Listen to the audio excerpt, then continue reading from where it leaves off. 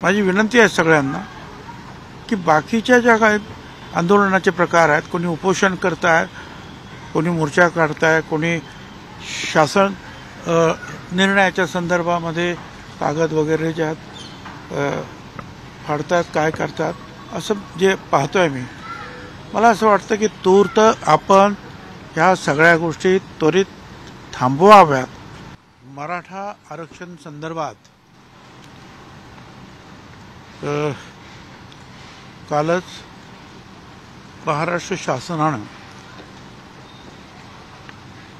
एक GR जाहीर केलेला आहे आणि या शासन निर्णयामध्ये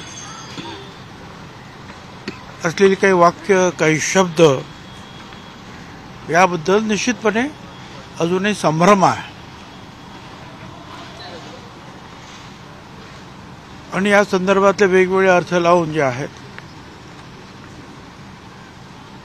OBC आणि मागास वर्गातील आमच्या अनेक संघटना, आमचे नेते यांनी राज्यात वेगवेगळ्या ठिकाणी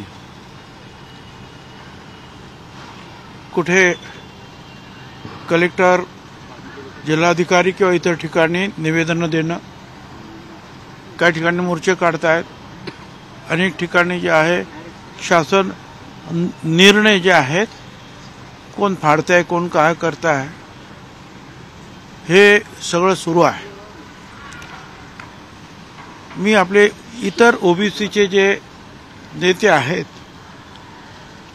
त्यांच्याशी सुद्धा मी चर्चा केली. आपल्याला कल्पना आहे की आता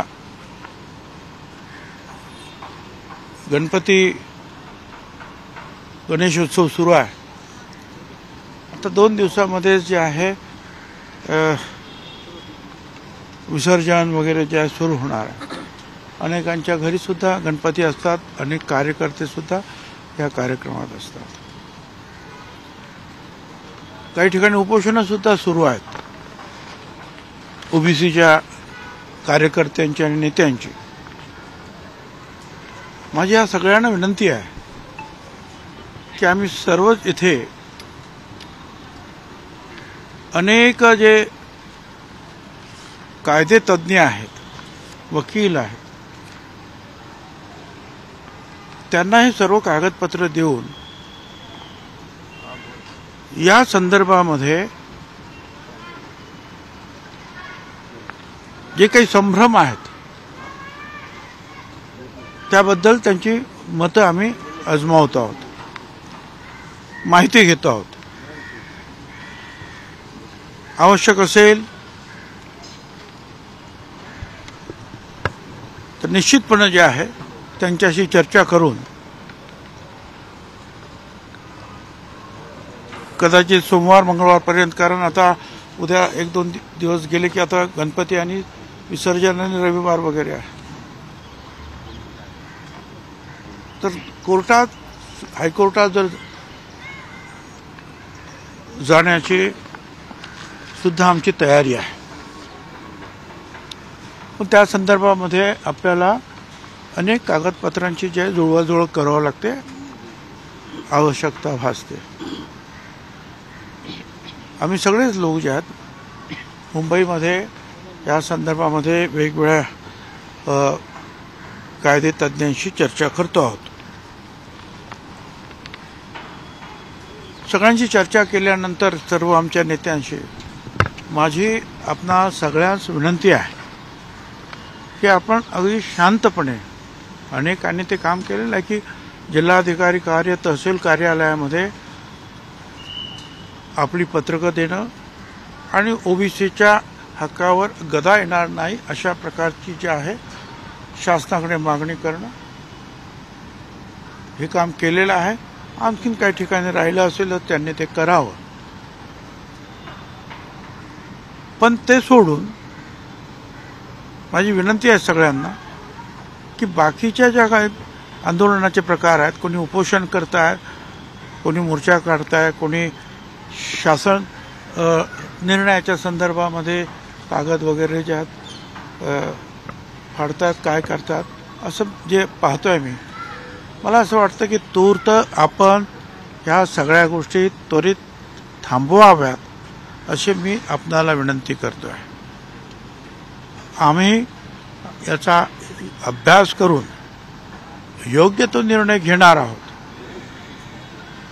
ओबीसीचं नुकसान होत असेल असं आमच्या वकिलांनी पूर्णपणे आपल्याला निश्चितपणे सांगितल्यानंतर आणि हायकोर्टात जाण्याची तयारी दर्शवल्यानंतर आम्ही निश्चितपणे हायकोर्ट असेल किंवा सुप्रीम कोर्ट असेल या सर्व ठिकाणी जाण्याची आमची तयारी आहे.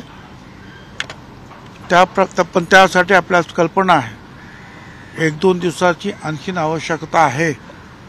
कारण काही जे आहेत विधिज्ञ जे आहेत कोण दिल्लीला आहेत, काही दिवसभर कोर्टामध्ये होते, संध्याकाळीसुद्धा रात्रीसुद्धा त्यांच्या मीटिंग्स वगैरे आहेत. तर आपण सगळ्यांनी तूर्त शांत राहा.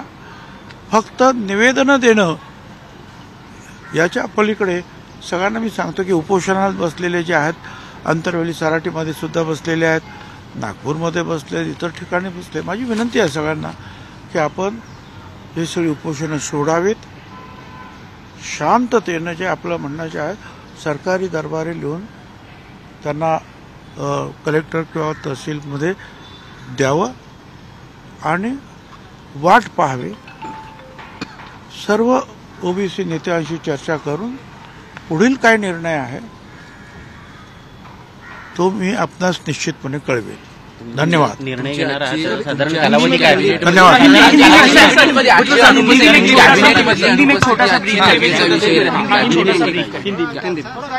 ये बिल्कुल कल जो है मराठा कुंभी इसके बारे में एक शासन निर्णय जो है महाराष्ट्र सरकार ने निकाला है.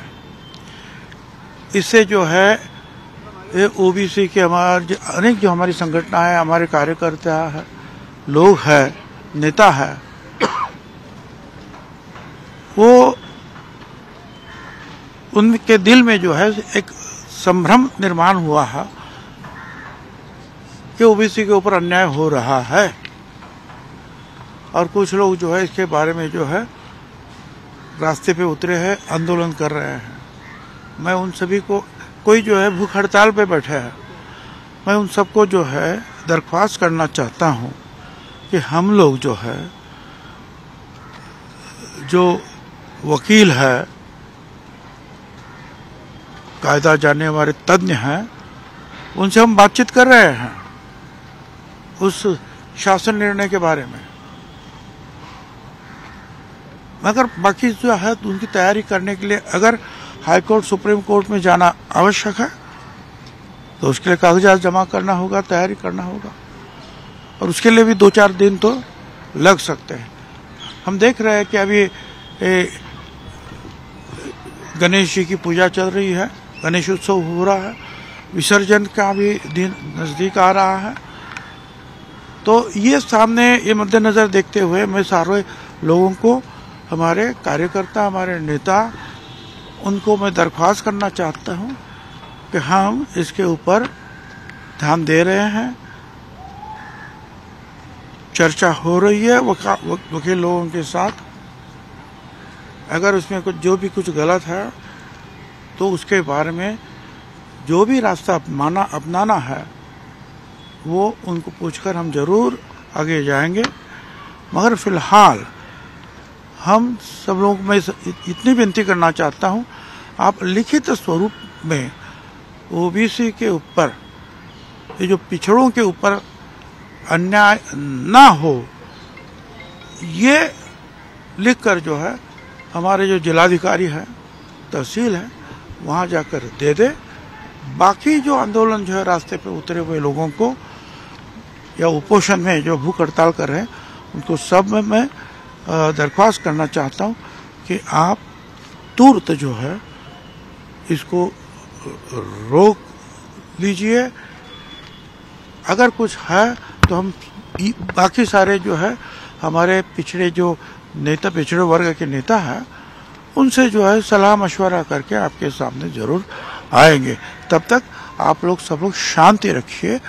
सिर्फ सरकार को देने के लिए कलेक्टर के पास निवेदन और जो भी कुछ है पत्र जो है आप दीजिए। धन्यवाद। इसी नाराजगी के चलते कैबिनेट बैठक में आप उपस्थित नहीं थे भुजबळ जी? उपोषण के लिए भी जो है उपोषणाच्यासाठी सुद्धा मी हीच विनंती केलेली आहे सगळ्यांना की तूर्त उपोषण थांबवा, का आम्हाला थोडंसं आणि वकिलांना अभ्यास करू द्या सगळ्यांचा, मग बघू पुढे काय।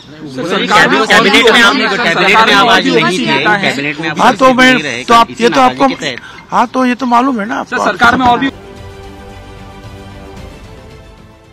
देश विदेशातील प्रत्येक घडामोडींचे लाईव्ह अपडेट मिळवण्यासाठी आता साम टीव्हीच्या सर्व सोशल मीडिया प्लॅटफॉर्मला लाईक, फॉलो आणि सबस्क्राईब करा।